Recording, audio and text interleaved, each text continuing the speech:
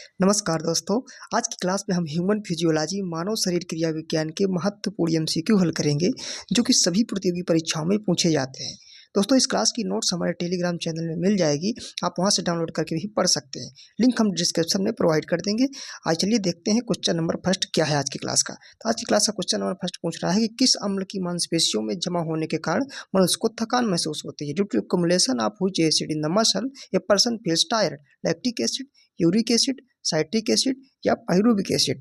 तो इस प्रश्न का सही उत्तर हो जाएगा लैक्टिक एसिड जो है कि जमाव के कारण से हमें थकान महसूस होती है। दोस्तों, जब हमारे शरीर में अनाक्सी श्वसन होता है, एनारोबिक रेस्पिरेशन, तो हमारे शरीर में लैक्टिक एसिड का फॉर्मेशन होता है और थकावट महसूस होती है।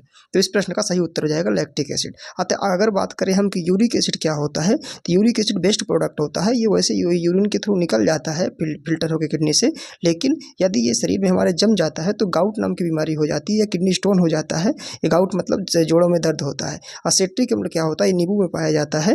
और पाइरुविक अम्ल क्या होता है, पाइरुविक एसिड, ये जो है ग्लाइकोलिसिस क्रिया में जो ग्लूकोज कन्वर्जन के बाद जो लास्ट प्रोडक्ट होता है वो पाइरुविक एसिड होता है। इस प्रकार से सभी आप ऑप्शन देख लिए। नेक्स्ट क्वेश्चन की बात करें कि मानव शरीर के निम्नलिखित अंगों में से कार्निया किसका भाग होता है?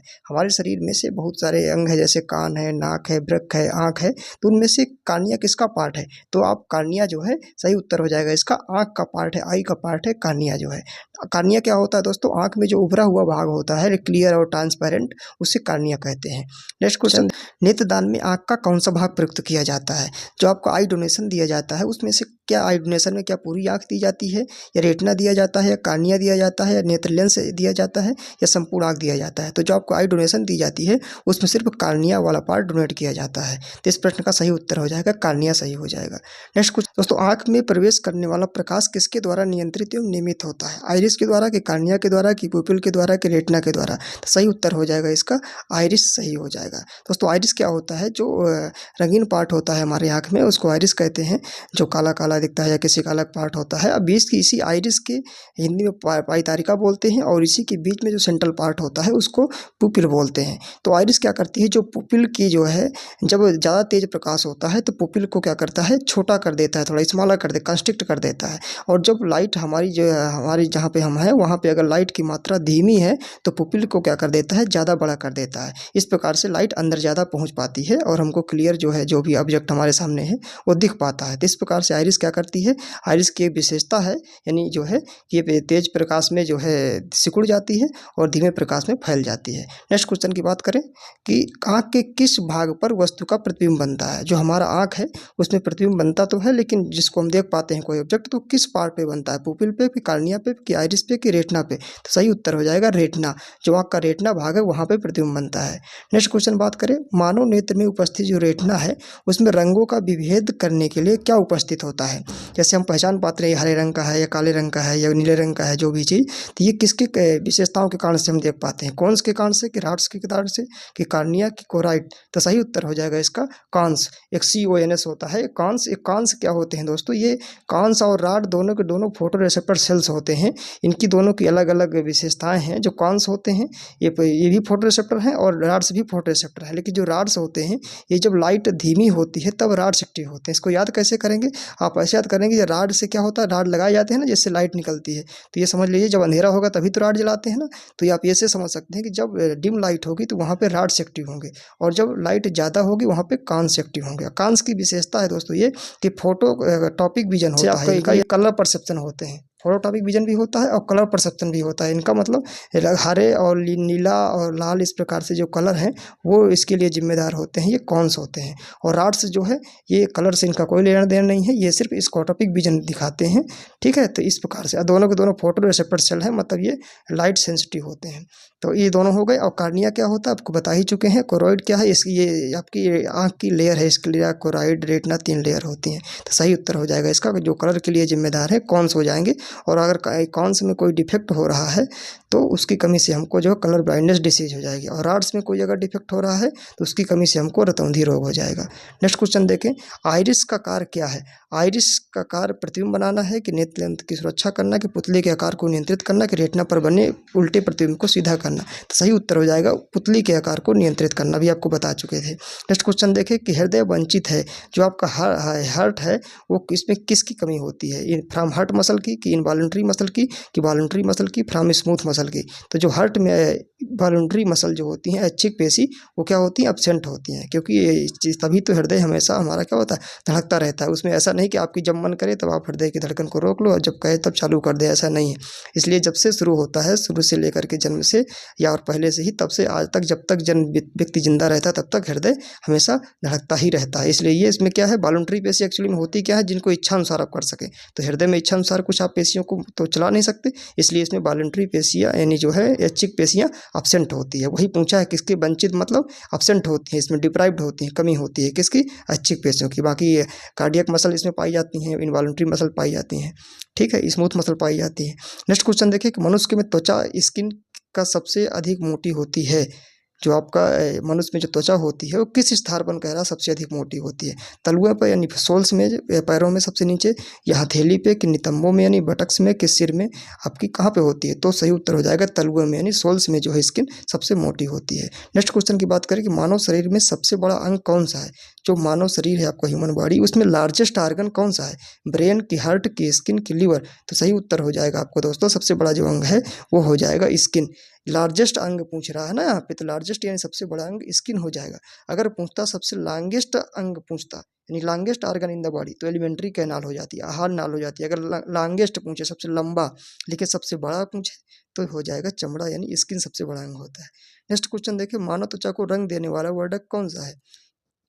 जो स्किन होती है उसमें रंग किसके कारण से मिलता है, किसी का गोरा होता है, किसी का काला होता है, तो किसके कारण से होता है, मेलानिन के कारण, की रोडोप्सिन के कारण, की आयोडोप्सिन के कारण, की एंथ्रोसाइन के कारण से। तो सही उत्तर हो जाएगा मेलानिन। जो मेलानिन नाम का पिगमेंट पाया जाता है वो स्किन का कलर डिसाइड करता है। नेक्स्ट क्वेश्चन की बात करें तो नेक्स्ट क्वेश्चन पूछ रहा है, कंकाल की मांसपेशियों की अनुमानित संख्या क्या है, यानी approximate number of skeletal muscle इन। जो हमारी ह्यूमन बॉडी में स्केलेटल मसल की संख्या कितनी होती है, 206 की, 200 की, 500 की, 700। तो सही उत्तर हो जाएगा इसका 700। देख रहे हैं दोस्तों, एसएससी में आया हुआ क्वेश्चन है। 700 यानी होती कितनी, 640 होती हैं, तो यहाँ पे अप्रॉक्सीमेट में आप ये 700 ही जा रहा है सही, तो सही 700 आंसर हो जाएगा। नेक्स्ट क्वेश्चन की बात करें, मनुष्य के शरीर की सर्वाधिक शक्तिशाली पेशी है। जो आपकी ये सबसे मतलब मजबूत पेशी जो है ह्यूमन बॉडी की, वो कौन सी होती है, पावरफुल मसल, कलाई की, रिस्ट की, फिंगर की, जा की फुट की। तो सही उत्तर हो जाएगा जबड़ा, यानी जो जबड़े में पेशी पाई जाती है जा में, वो सब सर्वाधिक शक्तिशाली पेशी होती है। नेक्स्ट क्वेश्चन की अगर बात करें, त्वचा की ऊपरी सतह क्या कहलाती है। जो आपका स्किन है, स्किन में 3 लेयर होती हैं, सबसे ऊपरी लेयर को क्या कहते हैं वो पूछ रहा है। एपिडर्मिस, की पोडोडर्मिस, की डर्मिस, की, इनमें से कोई नहीं। तो सही उत्तर हो जाएगा दोस्तों एपिडर्मिस। 3 लेयर कौन कौन सी होती हैं, जो सबसे बाहर होती है वो एपिडर्मिस हो गई, इसके बाद बीच, उसके बाद डर्मिस होती है, और सबसे जो नीचे होती है वो हाइपोडर्मिस होती है। तो यहाँ ऊपरी पूछा था, इसलिए एपिडर्मिस सही उत्तर हो जाएगा। नेक्स्ट क्वेश्चन की बात करें कि मानव शरीर में मौजूद सबसे कठोर पदार्थ कौन सा है।